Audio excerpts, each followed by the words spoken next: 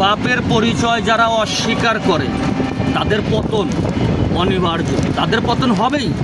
সেটা দুদিন আগে আর দুদিন পরে। অল্প সময়ের জন্য হয়তো সেই সকল ছেলে যারা বাপকে অস্বীকার করে দিচ্ছে, অল্প কিছু দিনের জন্য হয়তো তারা সুখ সমৃদ্ধ সব কিছুই পাবে, কিন্তু তাদের পতন পৃথিবীতে একটা ইতিহাস হয়ে থাকে।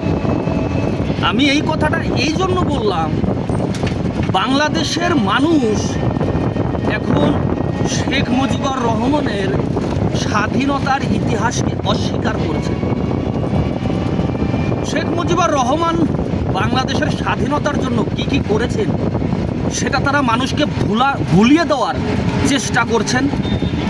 স্বাধীনতার সংগ্রামী শেখ মুজিবুরকে অস্বীকার করছে।